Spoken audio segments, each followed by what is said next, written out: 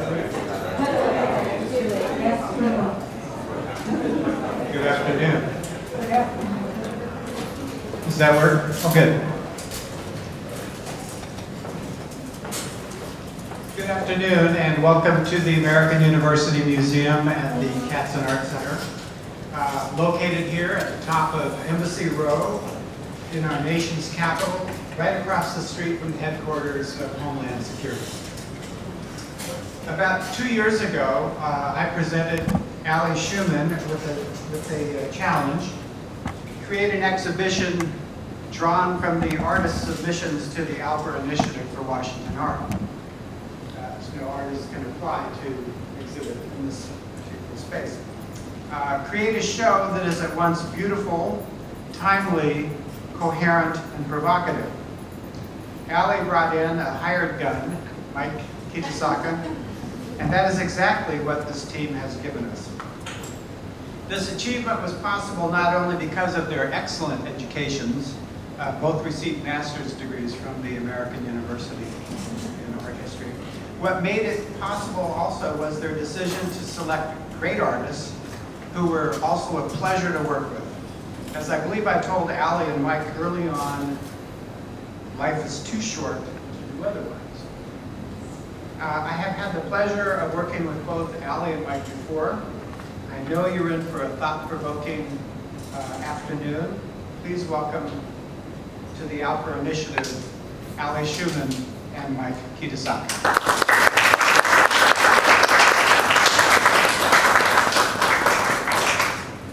Well, thank you everybody for being here. We are so glad to see a really good turnout, and I got some great questions for you today. So before we start, I think we should introduce the artists that are here. At my side here is Claudia Aziza Gibson-Hunter. She's an abstract mixed media artist. Although her work is abstract, it usually has a narrative which is informed by inquiry and study. She earned a BS in art education from Temple University and an MFA in printmaking from Howard University. She is currently on the executive board of Black Artists of DC and a member of Staple, an artist community, as well as WOAUA, Dandelion and Thought, 3 Black women's collectives. She has exhibited widely, with an emphasis on her work being accessible to underemployed and working class communities. And her studio is here in Washington, D.C.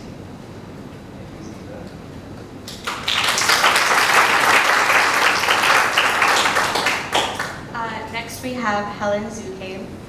Helen Zughaib was born in Beirut, Lebanon, and came to the United States to study art at Syracuse University, earning her BFA from the College of Visual and Performing Arts.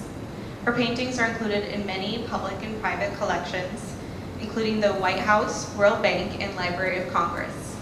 She has received the DC Commission on the Arts and Humanities Fellowship each year since 2015. Her work has been included in several Art and Embassy State Department exhibitions abroad. She has served as the cultural envoy to Palestine, Switzerland, and Saudi Arabia. The John F. Kennedy Center/REACH in Washington, D.C. has selected Helen for the 2021 to 2023 inaugural social practice residency. Her paintings have been gifted to heads of state by President Obama and former Secretary of State Hillary Clinton. So welcome, Helen.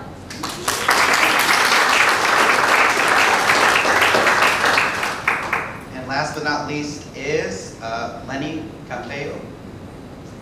Lenny has been an artist, gallerist, curator, art critic, instructor, author, and arts blogger in the DMV, a term which, according to the Washington City paper, he invented. And he's been doing this for 3 decades. Campello has won multiple national and international awards, exhibited internationally in galleries and museums, and has works in private collections worldwide. He is a prominent local art critic and curator with reviews published in the Washington Post, local newspapers, and arts magazines, and has made numerous appearances on television and radio.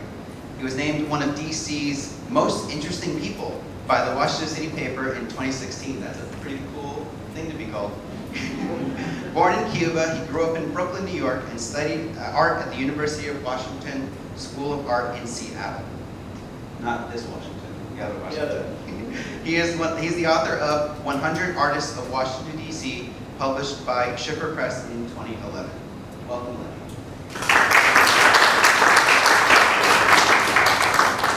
So thank you all once again for coming. We're very excited to have these 3 artists here.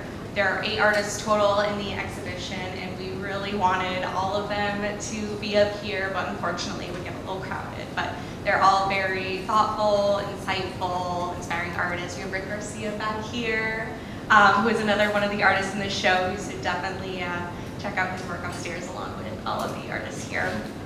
To give you a little background, Jack already gave you some background, but all of the artists in the show have submitted to the Alper Initiative for Washington Art, which is dedicated to promoting, presenting, and preserving the art history of Washington, D.C. And we have a database of artists from the DMV for potential consideration for future shows in this space.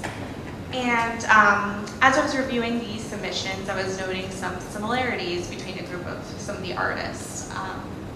There were artists juggling bicultural and multicultural identity and referencing American media and pop culture, and I thought there was something interesting there that a show could be. And as the show became bigger, I realized I needed a co-curator, and then brought Mike in, and who better since we were both Albert Fellows at the museum, as Jack mentioned. So we conducted interviews with each of the artists in the show, and as we did so, we realized that the themes were, of course, deeper than that. Yes, they were juggling multiple forms of identity, but they were also talking about senses of belonging, of home, finding home and identity, and the American dream and what it could offer and what it meant. So the show has come to be what it is now, Homeland, exploring the American myth, and we're so glad that you came here today. And so one of the things that we really thank these artists for is that we basically talked to them a couple of months ago, and we said, we got a show, we'd like you to be in it. How fast can you work for us? Like, we have a quick turnaround. We have a couple of, I remember telling each of you, we're gonna have to hit the ground running with this. And the fact that you guys not only delivered, but here we are at a panel talking about the show, I would be remiss if I didn't say, will we get here? Will this happen? Because we had a couple of weeks to just basically get the groundwork, get the foundation in, and then we did hit the ground running for sure. Yeah, so I thank you guys. I really thank all the artists for understanding that we didn't have a lot of time to work with, and we got it done. So thank you guys. And I want to point out our conversation with you, Aziza, was actually the key to realizing the theme was a lot bigger than what we initially had. As Ali said, we were looking at multiple identities, biculturalists, and I remember Aziza, one of the last things she said on Zoom when we were talking to her, because it was all done through Zoom. We didn't meet until the reception. One of the things you said is, I think you guys have something bigger than bicultural. I think it's a little bigger than you guys think. And that really, really stayed with us. So we thank you. That's how we got to this theme of America and the American dream. We were thinking, oh, well, Homeland's right across the street. Maybe we should play with that. So that's kind of the inside baseball of the exhibition. So I think we should move on to some questions. Okay.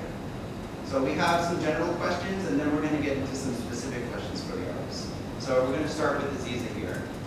Aziza, in this show, works reference American culture, but there is work both critical and celebratory of America. How does your work approach the idea of America or American culture, and did you have any preconceptions growing up about what America could offer?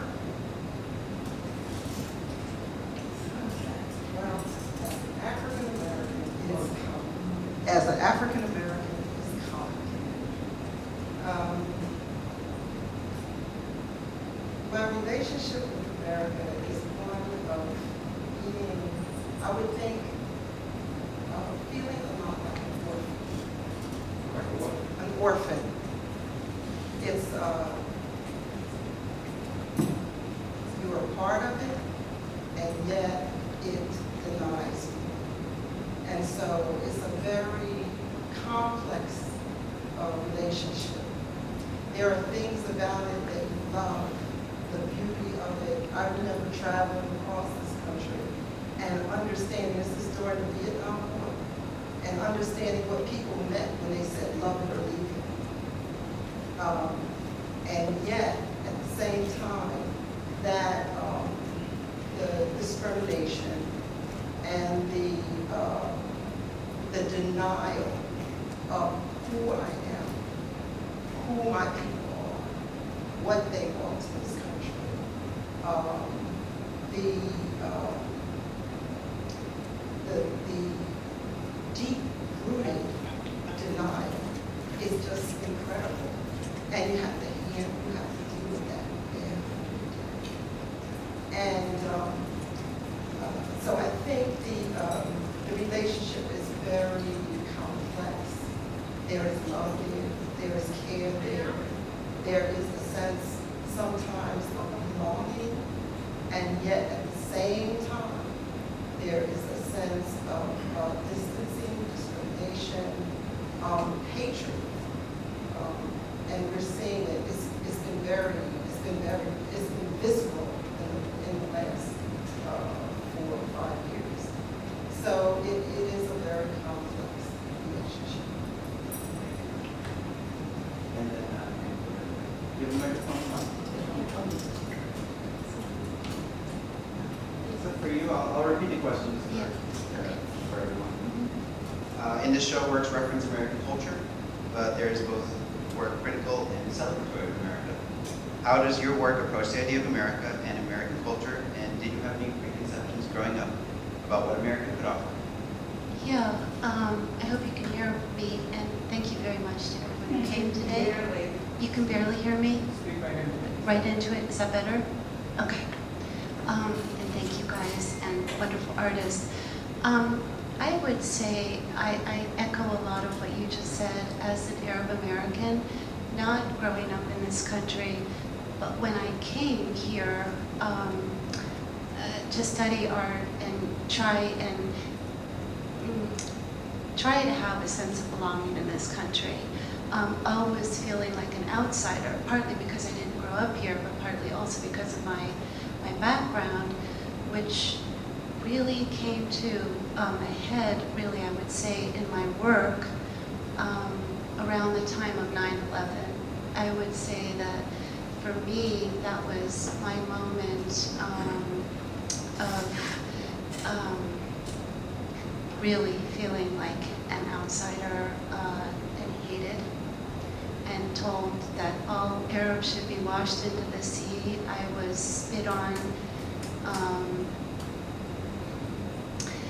and so it got so bad that I decided, and interestingly, my father, who is a naturalized American born in Damascus, Syria, who came to this country, immigrated to this country, and really gave his whole life for this country, risked his own life, and risked the life of our family for this country abroad. And when 9/11 happened, we had many people calling from Syria, Lebanon, Jordan, to my father's phone, expressing condolences for what happened to the American people, and a shock, because it happens there, but it doesn't happen in this country. It was so much that they tapped my father's phone, because immediately he was suspect, because he was receiving all those calls from overseas, specifically there. So to the acceptance part, this weird back and forth, like what you were just suggesting, is when I was invited to a big show called True Colors, Meditations on the American Spirit, which was at the Meridian. And big names were in there. And one of the Vice President, Nancy Matthews at the time, you know, I thought, well, she doesn't know that I'm Arab American, and as soon as she finds out, she's not going to want me in the show. But who was in the show? Faith Ringgold, Sam Gilliam, Rauschenberg, all these people are really, all these people that I really wanted to be in the show with. And so then I found myself, I said, well, I have to make a confession to you. And she said, what? And I said, well, I'm actually Arab American. And then she said, I know. And I said, well, do you still want me in the show? And she goes, that is why I want you in the show. And so it was this double, I mean, earlier that week, literally, I was spit on. And then 5 days later, just 4 days later, this is really echoing anyways. So it's this double-edged, you know, feeling, and my work is always trying to bring the two together, that East and the West. You can see there. Okay, black.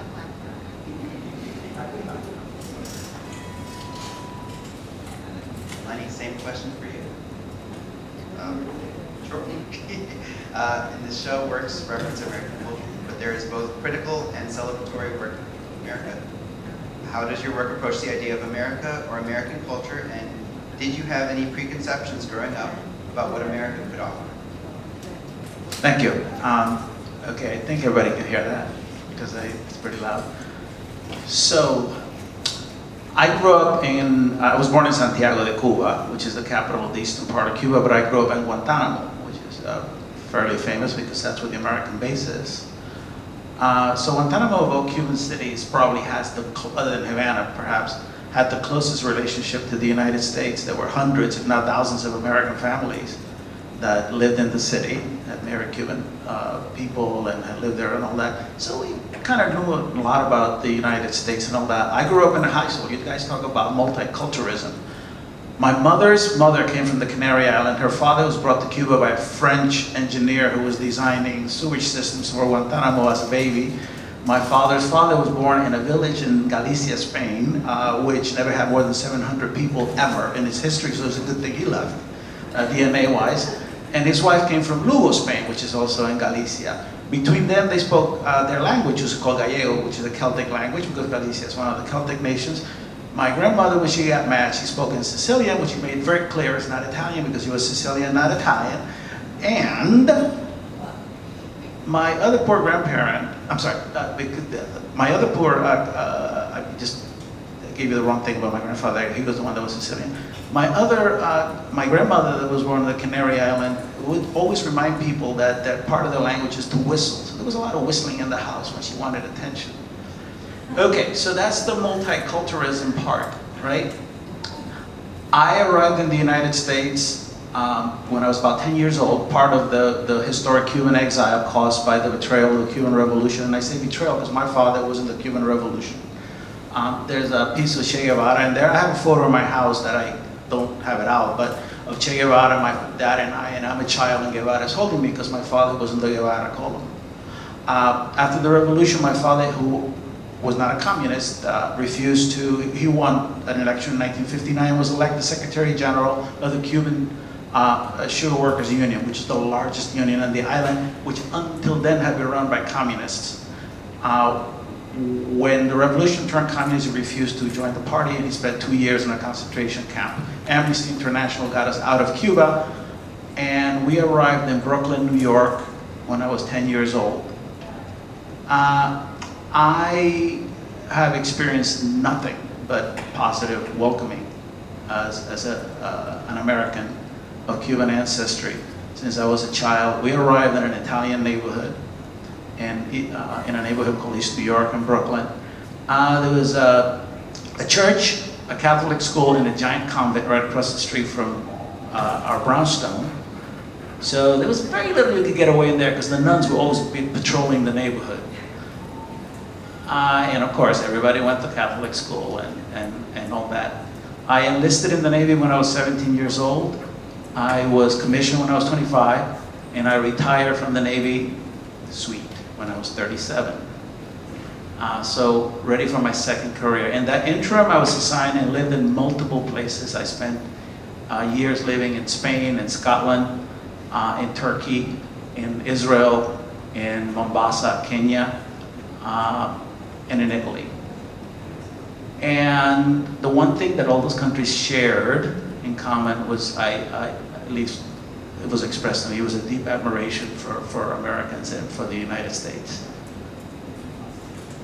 In my experience, I think in living in all those countries, it sort of validated what I'm saying, in the sense that our nation has, in the way that it's grown, a lot of issues, but they don't even come close to some of the issues that a lot of these much older countries still have. I was earlier telling the stories of things like my good friend, my best friend in the Navy is a guy named Kervin Bonner, who's from South Carolina. Kervin and I share a lot of stuff. We both got commissioned about the same time. We used to fly back and forth about once a month in DC to Mombasa to bring classified materials back and forth to the embassies and to Navy ships when they were in there. Every single time we landed in Kenya, Kervin, who is black, was always asked, we had, by the way, we had diplomatic passports, so we didn't even have to go through the usual thing. Every single time he was asked by one of the customs officials, what tribe are you from? This is in the 90s, hopefully things have changed. And Kervin, the first time he got really mad. After that, he was having real fun with those guys. He was making up shit, he was talking about all kinds of stuff. He was just throwing it right back in their face. But it taught me something, right? I was also telling the story earlier about when I lived in Scotland, to my shock, again in the 1990s, going in places in the Highlands where they had signs outside that said, no English served, because of the ancient feudal hatred, dislike between the English and the Scots. Don't get me wrong, the English have really brutalized the Scottish people over the centuries. I learned something there as well. I learned something in Spain, where the Spanish to this day have two enclaves in North Africa. I won't say Ibiza, which is not, that's a party city, right? Ceuta, and I can't recall the name of the other one. They're walled cities. What is it? Melilla. Exactly. In Ceuta in the 1990s, I remember going into a shop and they had a sign outside that says, no Fatimas. And I'm like, what the hell is a Fatima? So I asked. It's an Arab. So in their, yes, exactly. In their own country, these shops had these signs that said no Arabs. 1993. 1993. It taught me something. So in a long roundabout way, I think, which is typical of Cubans, beware. I've arrived at a consensus that as a planet, right, we really all have a lot of common things. And I really, really hope that this experiment that's now, going on 2+ centuries gets it right at one point in the future. Thank you, Lenny. So, for time, we're going to go right to the personalized questions. And we're going to start with a personal question for Aziza. So, Aziza, your series, Occupational Hazards, in this exhibition touches on the harsh reality of gentrification and economic displacement. Can you elaborate on how you came up with the idea to use the actual tools of gentrification to make artwork out of, and how your work reveals the politics of space and land? Well, I lived in 3 cities that went through a process of gentrification. I lived in Harlem, New York. I lived in Philadelphia, Pennsylvania, and then Washington, D.C. Of the 3, Washington, D.C. I thought was the fastest, and I guess because I saw it, well, no, I can't say. All of them were brutal. For me, I use collage, and I see collage as really a 21st century art form. I mean, has really come to the forefront, I think. And I think it's because you take separate things and then you're bringing them together. You're uniting things. You're bringing all of these very different things together. And I see it in sampling that the young people do with music, how they it's almost like they collage music. And then I see it again in editing. When you look at films today, the fast clip editing that goes on, this bringing various scenes from different times and spaces together is, again, I think is a collage. And dance, I see it in dance, in the way that people move. They'll very graceful, and then there'll be something very mechanical in it. So I see the art form, I see this art form as, I think, almost a wish, a want, to bring things together. You know? And so I use collage. In this case, I took things in each city. It was as if I was watching an aesthetic. I could see an aesthetic. Gentrification has an aesthetic. There's the neon green that the construction workers wear, red. The neon red cones, the fencing, the temporary fencing in the reds, the bright oranges, the dirt that you see piled up, the browns, the tones of the dirt, and then the all-encompassing cranes that just mark the landscape. They look almost as if they're alien when you look at over a city. And so I wanted to utilize that and bring them together for these pieces. And inside of these pieces, I have some of the techniques that were used. Red line is there. Okay. In this piece, there's a, right on this part right here, you see this little line here? Those are little tiny bags that are used, Ziploc bags that are used for crack cocaine. In each city, before the developers came, first came the guns and the drugs. I saw it as a system. The crane is there. I used cards in these for the gentry because you had the king, the queen, the duke.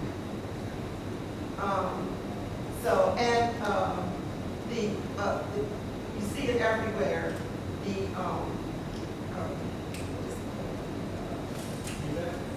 Yes, Tyvek, everywhere. You see, all of this for me became an aesthetic, and I just had to pull it together and utilize it to make my point about gentrification. Oh, thank you. Thank you. I never realized how much collage is in our everyday life. And the way that you use it to make gentrification like an actual thing instead of just like an abstract concept is what attracted us to your work. I am so going to steal that concept of I know, we're all going to steal it. Thank you. Okay. And next question is for Helen. Helen, can you talk about your relationship to the Jacob Lawrence series that inspired this work, your work, the Syrian Migration series? And what was your first experience with the Jacob Lawrence series, and how did it come to inform yours?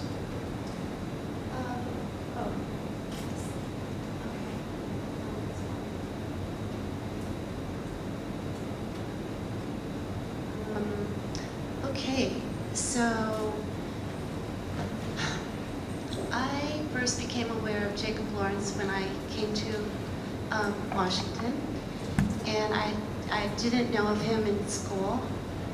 And when I saw his work at the Phillips collection, look, so here I see that you guys have dug that one up. That's great, and mine. I just love the abstract, the patterns, the colors. He even used gouache.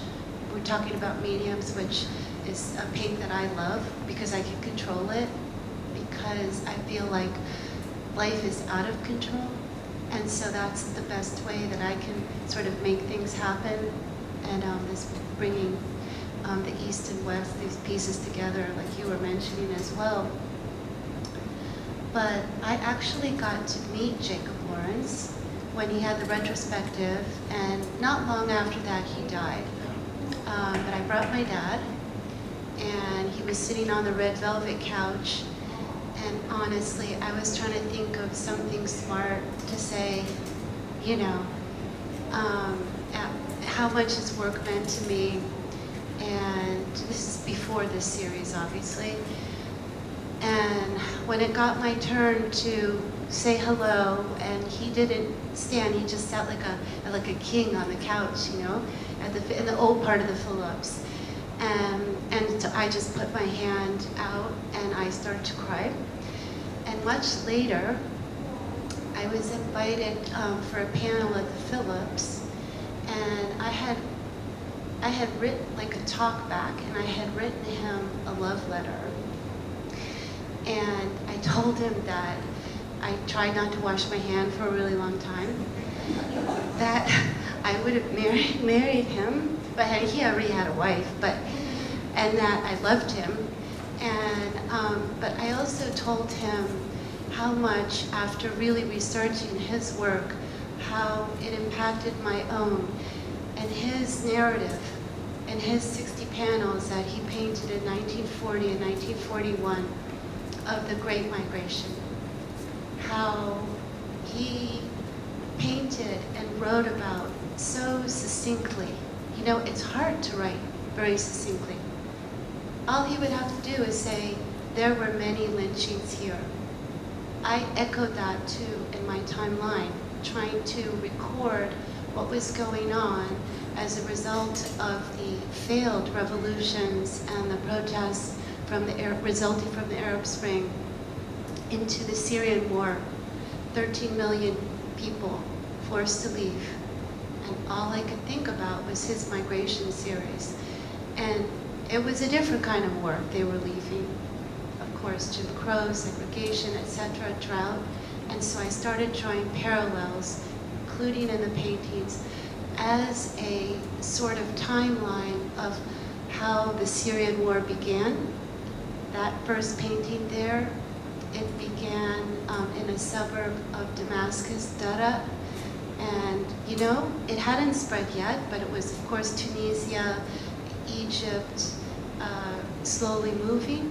And some little kids, 12, 14 years old, were playing football, soccer at the school, and they spray painted because they were seeing in the social media all the graffiti in Egypt where the artists would come and revolutionary paint, and then the police would whitewash it straight away. And so these kids were arrested, 12-year-old, 14-year-old kids arrested, tortured, and threw back to their parents. It's a small village. We're talking about tribe back again. So the relatives, it was a village, they erupted. And that was a spark that began the quote-unquote revolutions in Syria, which is now, we're in 11 year now of war there. Yeah. So I have 43 in this series. I won't try to get to 60, but it's ongoing as things move along. But it's, you know, and we hope. His last panel said the migrants kept coming. So you hope, and he painted in 1941. What are we doing here today again? I mean, with the experiment, here we are going in circles. I don't know. But I could say, and then how the dignity and the resilience and the beauty that he did in his work, I also too tried. in mine, with small details, little ribbons, little shoes, showing that these people are doctors, they're lawyers, not just a refugee, you know. And I promise they didn't want to leave too, you know? Yeah, okay. One of the things that really attracted us to your series was obviously the Jacob Lawrence connection, but the way that it humanized the refugees. You know, we are, as Americans on this side of the world, are used to seeing these stories in the media, and it's just abstract. It's just, we're not really connected to it. And when she and I looked at your series, wow. And you and Jacob both told this play, this story in like a really relatable, like I empathize, I sympathize afterward. Yeah. Yes. I might be a little biased, but I think you're right on. Thank you so much. Beautiful answer, and I echo absolutely everything that you said too. And then next, of course, we have Lenny. So let me switch the slides first so we can see your work here. So as you can see here, we have Frida Kahlo and Marilyn Monroe, and they are rendered in the style of Catholic icons with the halos and the bleeding heart. And I don't know if everyone can tell if you haven't been up to the exhibit yet. These are actually like a video and images embedded right into these drawings. So Lenny, I'm wondering if you can tell us a little bit about what informed your choice to have these particular figures rendered in this way, and if you think anything is added by juxtaposing them together, because in the exhibit we also have the works next to each other just as we do in the PowerPoint. So, I'm going to answer that question in a second, but I gotta say something about Jacob Lawrence. So there's another piece upstairs. It's a collage of the island of Cuba as a raft. I have not done very many collages in my life that I remember other than collage class, but I was lucky enough that Jacob Lawrence was a professor at the University of Washington School of Art, and him and I had an interesting relationship. I was pretty much at most art students kind of an asshole when I was in art school, I think, and him and I got into some epic discussions, and we became really, really good friends towards the end. But I had a collage class with Jacob Lawrence, and this is one of the only pieces that I actually still have in my home. I'm of the belief that even when I was in art school, that once it's created, it's up for sale. The best place for art is not in your studio, but in somebody else's walls, right?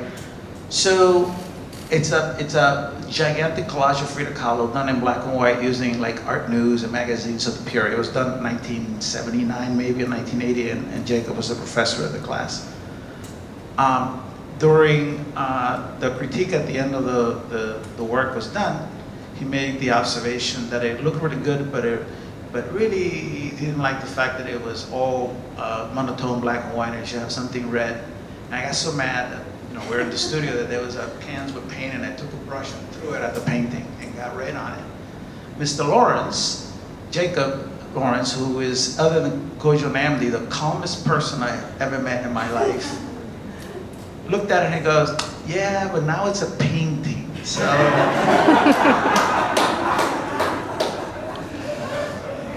And with the implied threat that, so I stayed afterward, cleaned it up, and recollaged the red parts, and it's still there. Okay, so my fascination with Frida Kahlo, which in 1979, 1980 was essentially Mrs. Rivera, or Senora Rivera, because she hadn't really achieved that fame. I first met her when my parents went to Mexico City in 1975 on vacation, and I was in the Navy, and I'm like, wait a minute. No, I met her through her painting. Oh. No, she was been dead. She had been dead she died in the 50s. But I called my dad and I said, what the heck? You guys have never ever gone on a vacation when we used to be a family. I was in the Navy. First year I leave, you go to Mexico City? So he said he felt guilty. I think he sent me a ticket. Of course, I never spent a second with them because I was 18 at the time. So I spent the entire time wandering around Mexico City. Walked into the museum, saw the two Fridas, the painting of the two Fridas, and I was seduced across the decades. And I sat there on the floor and I sketched the painting. I had never in my entire life heard of Frida Kahlo. Had I known at the time that she was a communist, I probably wouldn't have liked her. But I didn't till later. Then I spent many, many years doing work about her, just like you did, because she's definitely a very striking, sort of looking, unusual person. And it's tied to the Lawrence story, because the piece that I was talking about, the collage, was a Frida Kahlo one. So I had this series that I started right around the late 1990s, early 2000s, heavily influenced by Tim Tate from the Washington Glass School, which started putting video and work like that into glass. First quote-unquote glass artist that I know that's ever done that. And I started incorporating, I love telling stories, right? Narrative. And I found out that the videos and the imageries sort of draw people into the work. As you saw with the Chet piece, I love incorporating text into it. I was raised a Catholic, even though my dad was an atheist, and my mother, we were like the kind of Catholics that went to church, on the specific holidays. Nonetheless, I was made to go to Catholic school, and so the whole idea of this presentation in a Catholic sort of imagery was very attractive to me. I sort of always put these two beautiful women as a sort of juxtapositioning of what can be considered a beauty. Especially when I first discovered Frida Kahlo, people sort of viewed her especially the Latin American iconic imagery, quote unquote, as not a beautiful woman. I viewed her completely the opposite. She was so different looking and so interesting that it was sort of like an inane, built-in beauty. Notice her necklace is full of skeletons and skulls and penises and things of the sort that she kind of got away with. The words written around her, it's essentially a poem, sort of something that she would have probably described herself.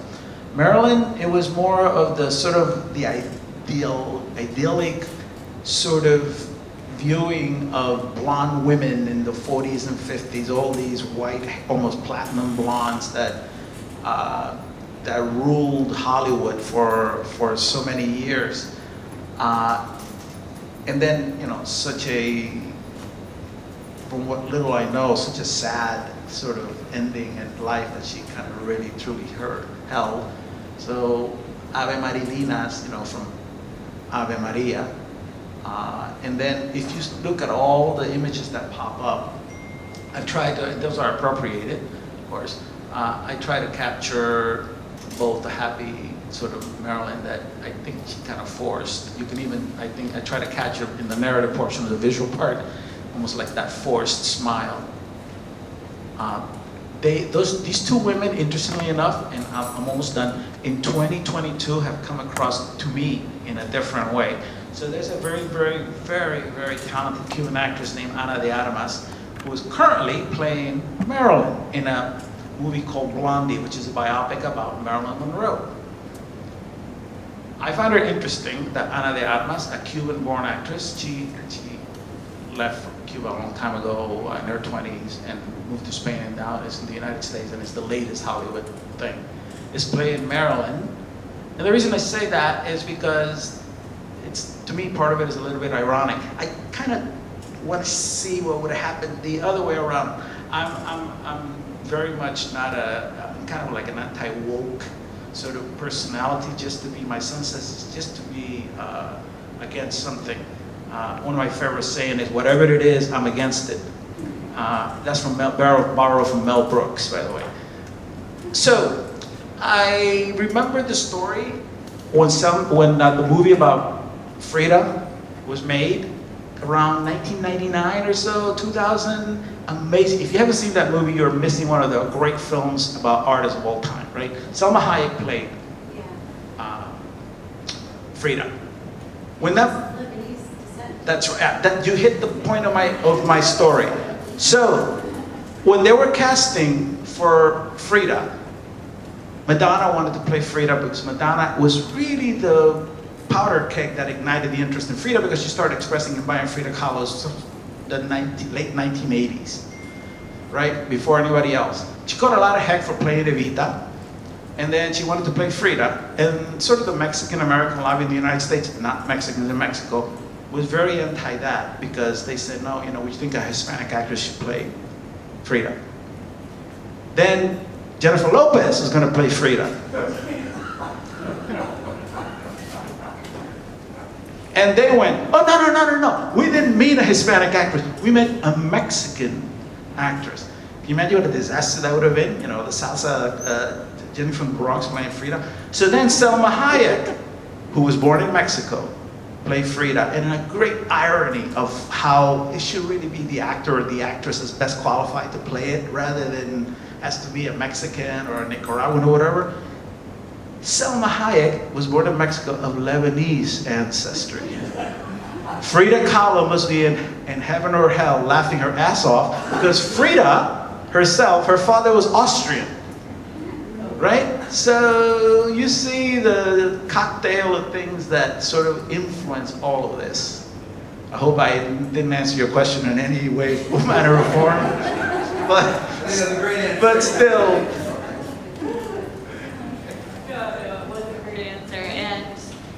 It's especially powerful, I think, to have, these two together as, a Spanish speaker and an English speaker, and both, raised to this level and venerated in different ways, and to comment on the way that they have been venerated, and, By the way, the owner, collector who owns Ave Marilinas is in the audience. I would like to thank him for supporting artists.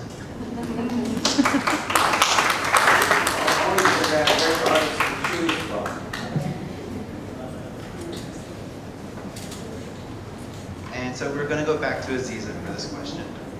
Aziza, information signature, the piece on the screen, is a very, very personal piece for you. You have your photos on there, your IDs, your receipts, your CVS Extra Care card. So it's a very personal piece for you, literally and metaphorically. It's done almost 15 years ago, and it seems like a harbinger for the reality we live in now, with our every digital footprint being tracked on our own volition. We let the phones do it.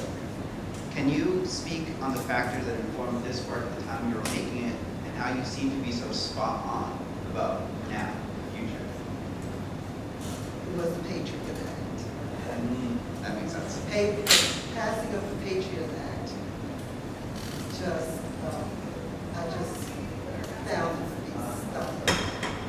The rights that are trampled, I was speechless at just the number of rights that the Patriot Act trampled. And I began, it was all, this comes from a series called Suspicious Activities. And I had been taking a look at, it's a wild mix of things. It was Katrina, the United States reaction to Katrina. I was looking at gentrification in Washington, D.C. as Southeast was just really,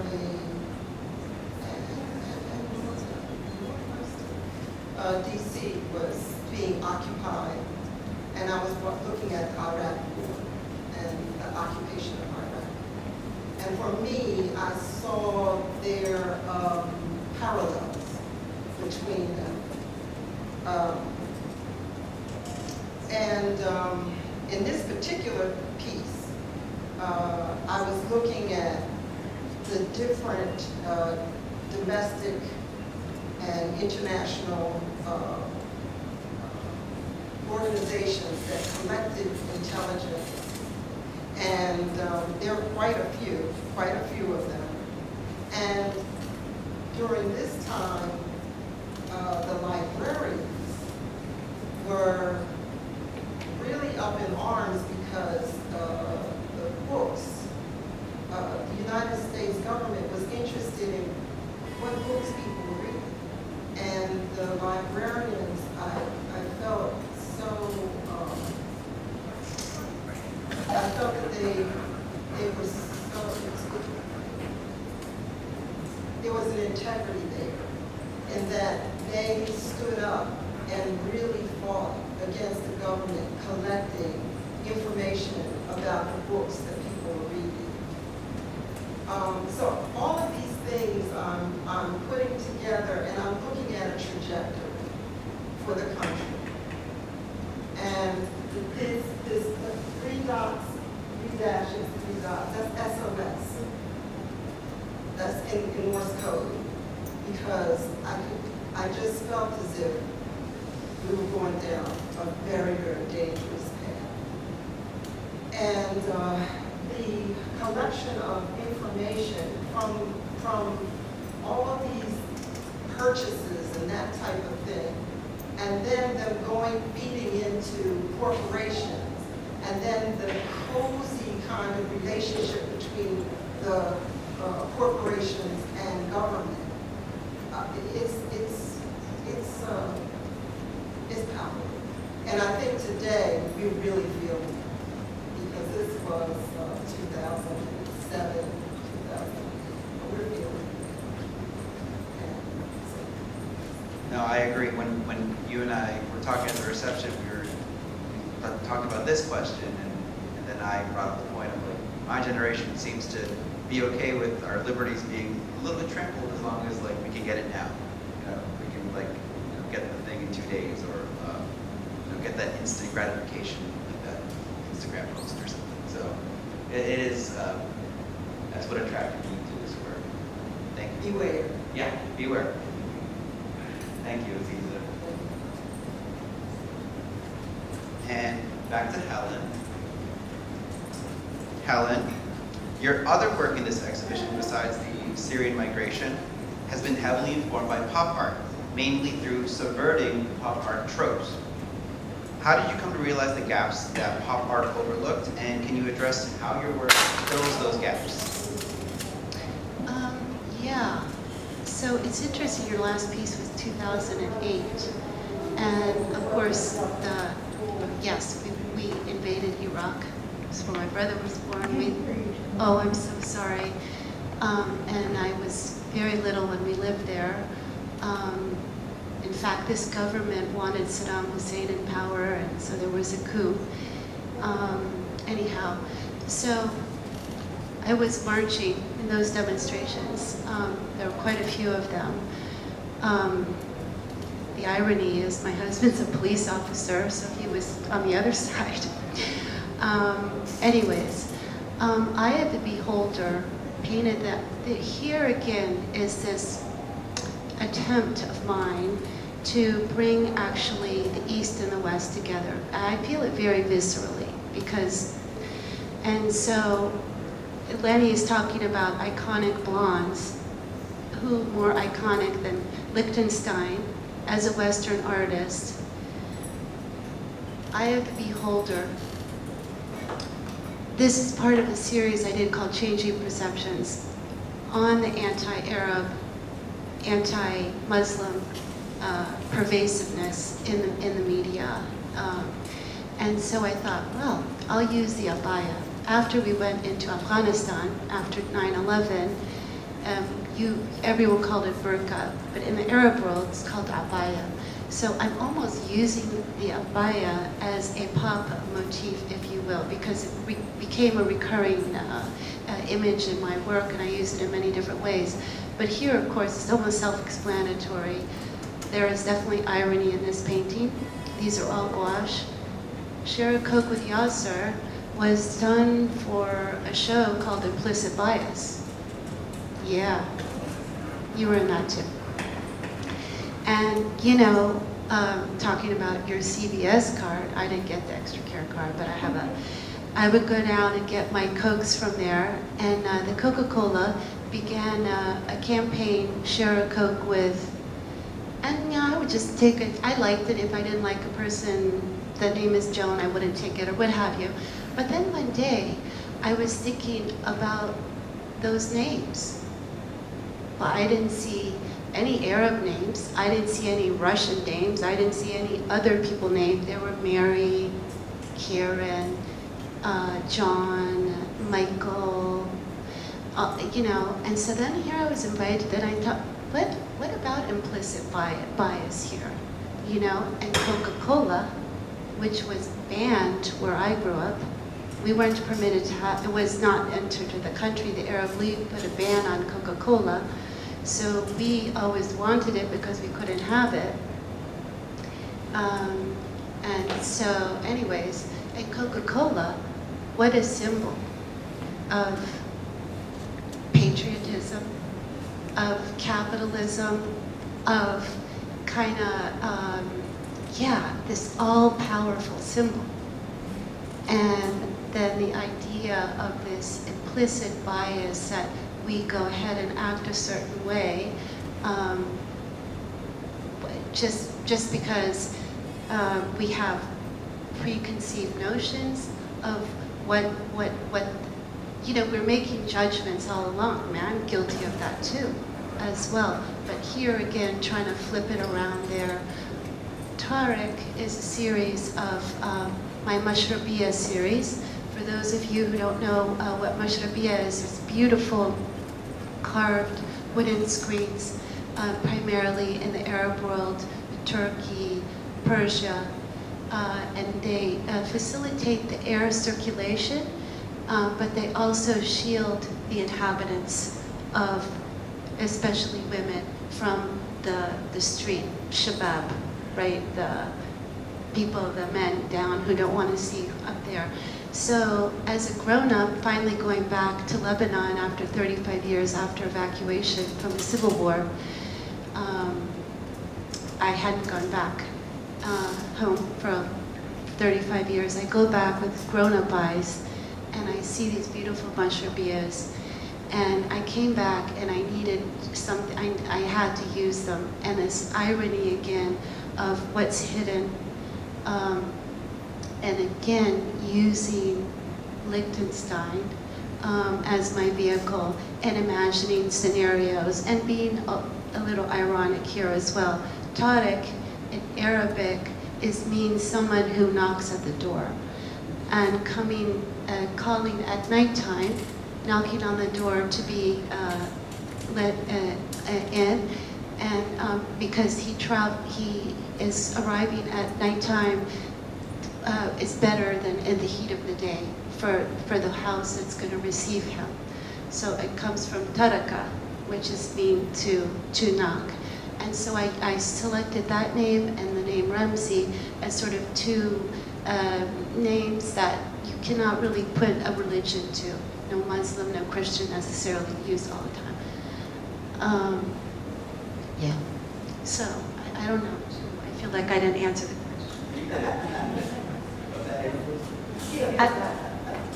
Yeah, I remember talking about this piece with you, and I thought was particularly interesting about, you know, the screen is how you were saying, and also the speech bubble. I was playing with what is revealed and what is hidden about her inner life from the viewer of the artwork, and I think that was particularly powerful and interesting. Yeah. I've got another question for Lenny, but we are running over time, so I want to just prep the audience. If you have any questions, we will turn it over to you shortly and finish up here. So Lenny, as our final question, I will switch over my slides. And this is a particularly fun piece in the show. It's called Lucy, Desi, Infidel. And as you've talked about, you know, you address Cuban history and the threat of communism, and particularly as I Love Lucy in the 1950s, that was particularly relevant. So how did you start thinking of I Love Lucy in this way, and what do you hope viewers take away from the work? That's a really good question. Before I answer that, and I promise you I will answer it. that very powerful piece with the Coca-Cola reminded me, there's at least another Cuban here. Rick, can you tell people in the audience what materva is? Madeira is it's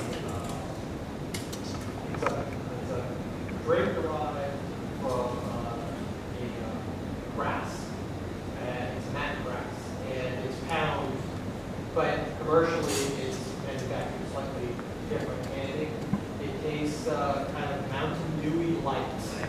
So materva is an iconic Cuban soft drink. The only place you can find it, as far as I'm aware, is in Miami, right? And maybe Union City in New Jersey. Cubano is the silver string. Is that what they have it there? Yeah, they're very imported from Miami, right? So when Coca-Cola had that campaign, Materva had fun because they had have a Materva with Bebo, have a Materva with Lalo.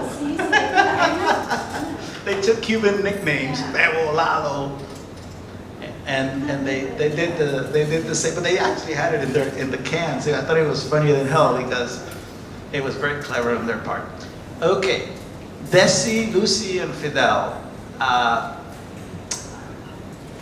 This was also an earlier sort of work for me with incorporating some of the technology, and it's again storytelling. What plays in the 1950s TV are scenes from the iconic series. When I did a little bit of research on I Love Lucy, which as a kid in Brooklyn, was already in reruns, but in the 60s, right? Because the show ended in 61 or 60, I think. First and foremost, for me, you know, for any of us, it's always great when you see yourself, right, on TV. And there was a very, very clearly depicted Cuban on the screen, 2-3 times a day on WOR Channel 9, right, in New York, and sort of precursor to the great historic Cuban exile. 2.5 million Cubans left the island between 1960 and 1968 to something mostly called the Freedom Flights, which is how our family came here. I once asked my mother. My mother came from a very, very wealthy family in Guantanamo, and she was proud of saying that her father was the second person in the entire city to own a refrigerator, sometime bought in the 1930s or 40s. When we left in the mid-60s, it was still working. I don't know how, but it was still there. The Cuban word for refrigerator is refrigerador, not nevera, which is the correct Spanish word. So it's the brand name that was most common up there, right?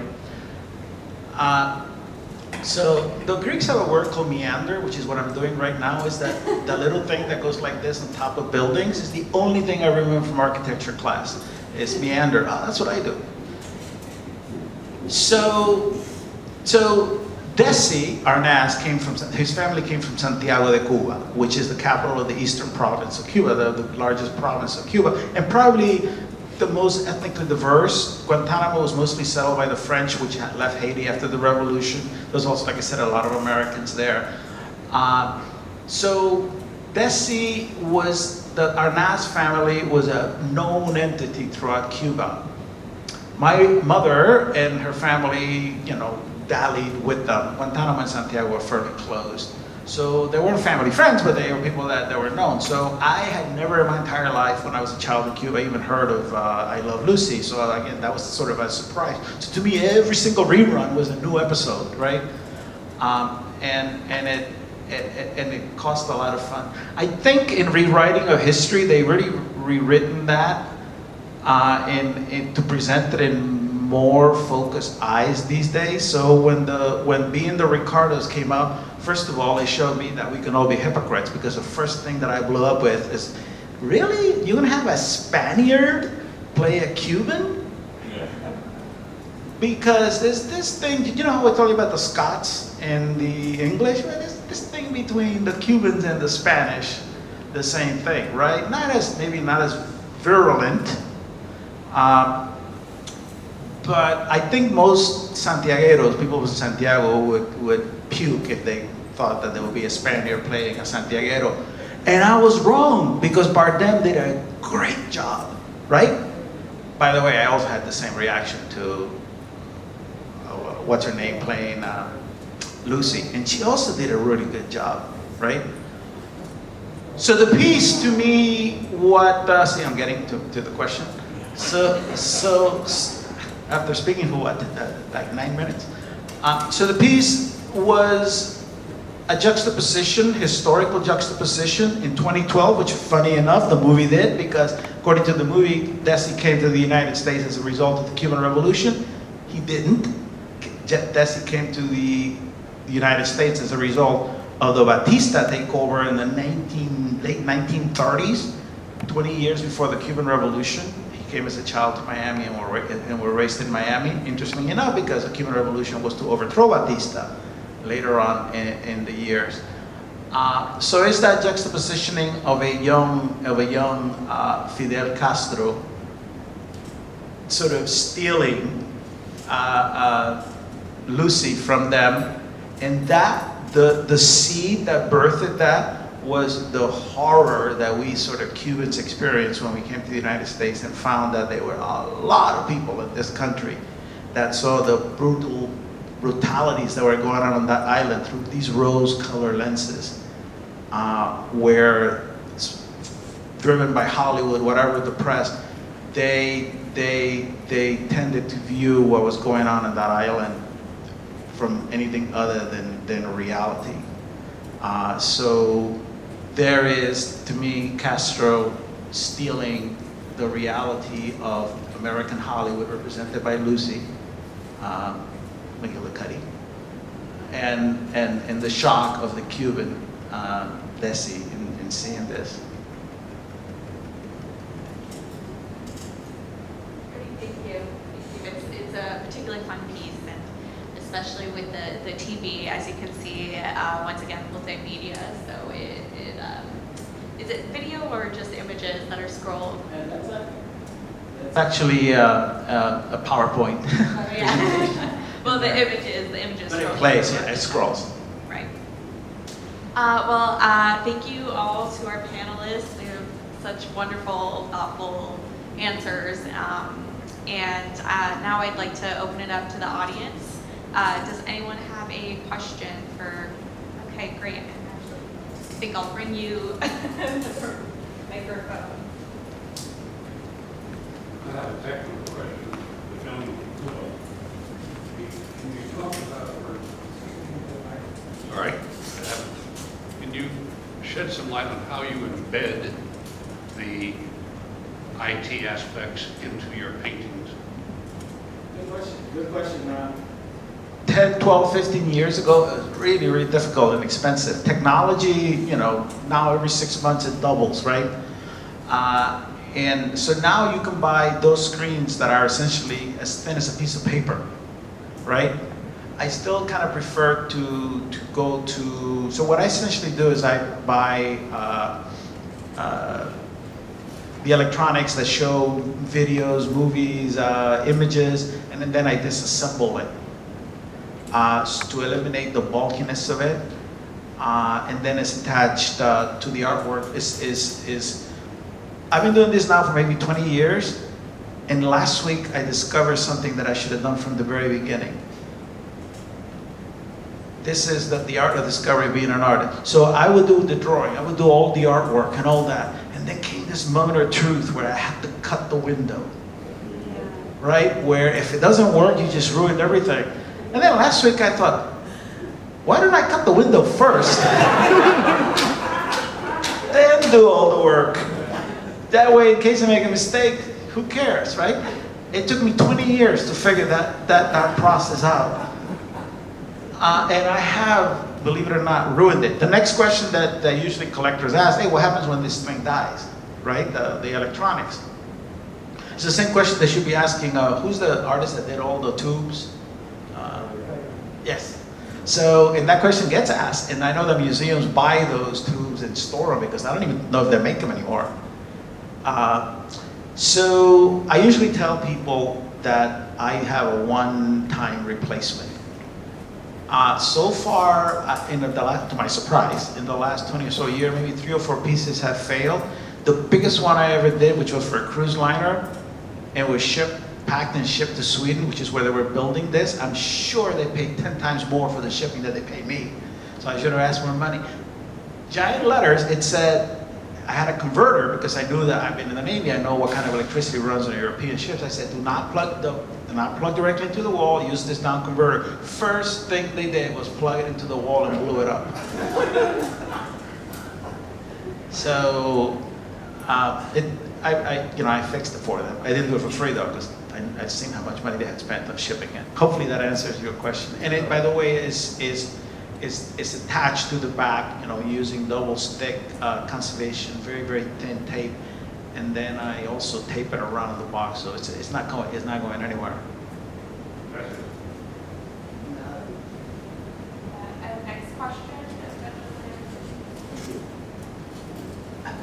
Well, before I ask my question, I'd like to correct the gentleman. I'm a Scotsman. Born and raised, although I'm American now and lived here for 40 odd years. We don't hate the English. We dislike the English government. We've tried to vote them out, some of us. I'm having another vote, but we don't hate them. We dislike them. We dislike the way they govern us. That's the problem. You are correct. I stand corrected. The English have been interesting towards the Scot. Oh, yeah. By the way, Scotland, I'm saying this as coming from the land that Christopher Columbus described as the most beautiful land that human eyes had ever seen. That's the entry that he puts in his diary. The most beautiful place on planet Earth is Scotland, without even a close second. When you go, Highlands and islands are not Yes. great. The cities aren't so great. when you go into some of those glens and you see the sun break through, they're usually cloudy skies, and penetrate, it's like you feel why people believed in magic when you see that. It's a spectacularly beautiful country. It's like a sponge. It's very wet, and the people there are amazing. By the way, I ended up marrying a Scot, so. Good for you. We are the only country, we say, in the world that has 3 weather systems in one day. So, my question is, African American, Arab American, Cuban American, and you've seen the way you've been treated in general, but have you found in the last 6 years, since the government we had and the split in the country, have you found it's changed your attitude and how you're painting? You changed how you paint in response to how you're being treated by people in the country? That's interesting. Yes, I have changed. My work has changed. I decided, I read several papers by psychiatrists about trauma, and I decided that I was not going to reproduce the trauma. So my work now is about boundlessness. It's about a sense of reciprocity, that there will be reciprocity, that there will be that indeed what King talked about, that arc that leads towards justice, that there will be justice. And I do pieces about creativity, about invention, about ingenuity, because I think that we're operating at a very low vibration, and that we have the ability as human beings to heighten that, and to imagine something different. I don't even use the word freedom anymore, because it has been so corrupted here. But I think in terms of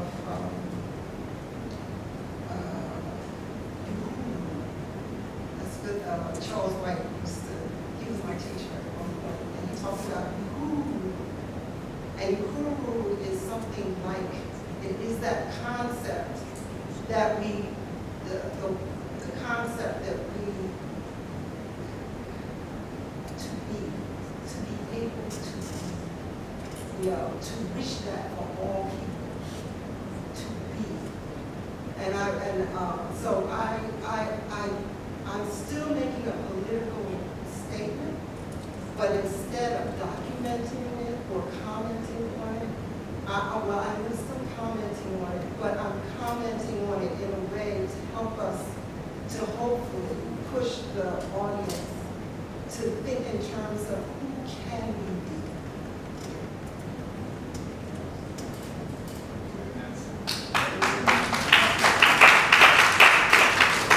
Right, I wonder if you could be as optimistic about Cuba now with the recent jailing of musicians and activists. Last July 11th was, on July 11th, to my shock and almost every other person on the planet, Cubans went to the street, led mostly by Afro-Cuban black women.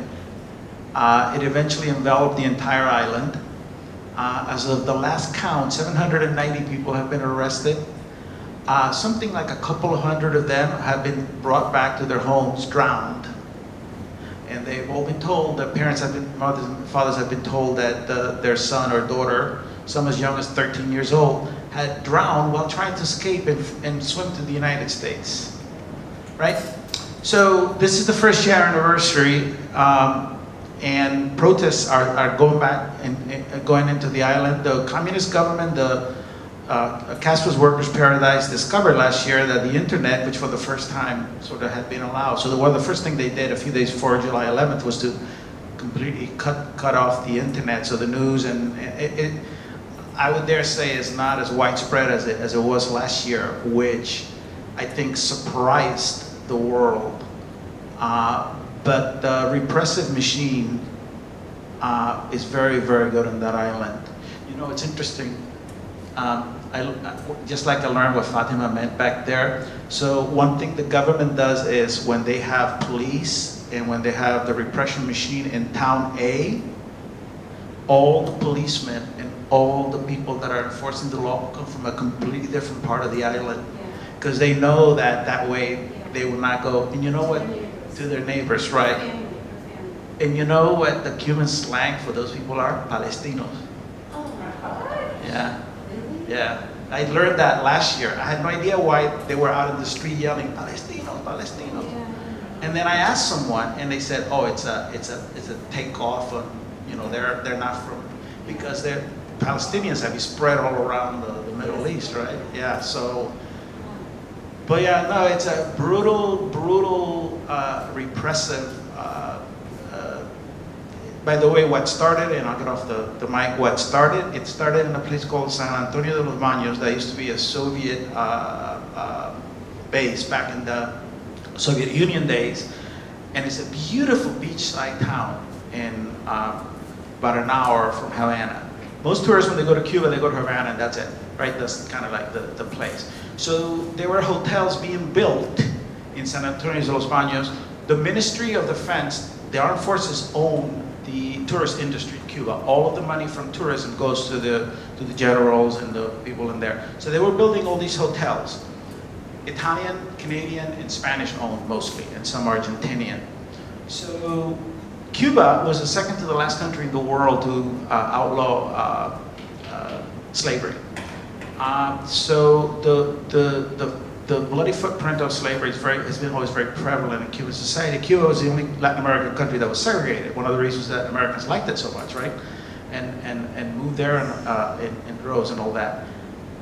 So to the tourist world, if anyone has been to Havana, Cuba wants to present a very light-skinned white face, right? A few years ago, they were embarrassed because they arrested this black Canadian in the beach, which are segregated not by race but by tourism. And it was a Canadian tourist. And the excuse that Cuba gave to the world was that they didn't know there were black people in Canada. That was embarrassing enough. So the internet fueled last year's protests. What started it were initially signs outside these hotels saying, you know, looking to hire this, that, this kind of stuff, blah, blah, blah, lots of job openings. Cubans that work at these hotels love working. They have a 90% tax. They get paid in euros. All that money gets paid to the armed forces, who then has a 90% tax and pays the Cubans in pesos. But they still love those jobs because of tipping, right? So they get tipped in euros. And there are stores, which only in Cuba, only for tourists, that only take euros or dollars. So if you have access to euros, you have access to food.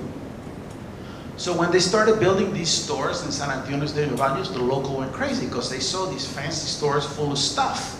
And guess what? They took to the streets. And because of cell phones and all that, which only Cubans, the only way that Cuban can have a cell phone is if a relative from Miami gives them one, buys them one, and pay the plans. When they started filming this, it spread across the island, and I think it really reeled the government for the first time. But they reacted, they were ready, and now it's going on right now, but the internet is dead. So, by the way, the signs in these hotels, which also came across the internet, Se busca, we're looking for cooks, cleaners, the usual hotel employees. In large words at the bottom, blancos solamente. This is 2016, 2017. But then it's always been like that. Right? It's always been like that, yes. It's always been like that. In fact, the great Celia Cruz, one of my idols, has multiple songs on this subject. And if you ever want to watch a really educational telenovela with subtitles, you can get it in Netflix, is the telenovela made in South America about the life of Celia Cruz. It teaches you so much. Even I learned so much. They have Frida Kahlo in there, which was stupid because Frida Kahlo had died by the time Celia went to Mexico, but I'm a Virgo, and a very pedantic Virgo, so I picked up on that, and it really pissed me off, to be honest with you. But anyway, I hope in some meandering way I got around your question. Alan, if you're Are we out of time? We are running over time, but do you, if you have, do you like to say? I'm curious why you left the American Indian out of the capital or just said it was Yeah, actually, it really was. It was aesthetic. But yeah, this series is when I first came to this country, Washington, and as seeing all these monuments that were completely white, you know, and I just thought, wow, you know, I'm gonna go ahead and put what I think is important on them, and representing also too to try and save people from elsewhere trying to come to this country, but you guys take it for granted, you know. And what I wanted to do was to say to you, everyone's trying to come here for a reason, for a better life, and don't take it for granted what these ideals are, you know. Even my father, you know, when we went into Iraq, I was so upset and disappointed.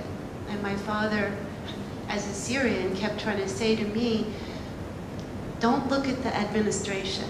Look at what's this country built on, the ideals. And that, you know, I mean, nothing is perfect, but so that's why I did this series of monuments, trying to bring them back to people's attention who I think just forget about them or take them for granted, whereas people coming from outside do not take them for granted.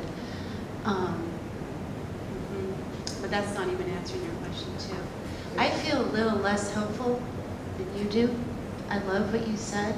I feel still a big responsibility, and I know you do too, to talk about what's happening. My authenticity is from the Arab world, yes, but I also feel like you change the country, you change the people. These issues are still there, whether you're talking about Iraq or Afghanistan or Ukraine or Somalia or Ethiopia, Cuba. I mean, I want to be more hopeful, but what I'm seeing across the world, certainly in this country, talking about the past administration, is a more narrowing and divisiveness. And I mean, here in my work, I'm constantly trying to not divide. You know, I'm trying to be together in some way. But I wish I was a little bit more more optimistic, but I try to be. In order for the phoenix to rise, that's the God. Yeah. That's it. Yeah, that's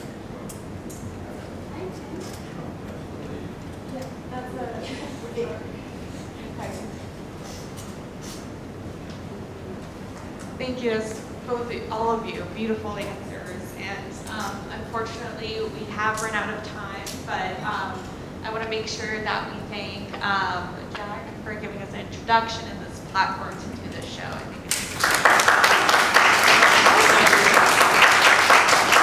think we're so grateful to have been able to give all artists in the show to talk about these themes, and all these answers today, I think, are exactly what we wanted. You know, what we were hoping for is you know, sentiments across the board, but ultimately, you know, the desire to unite and make things better.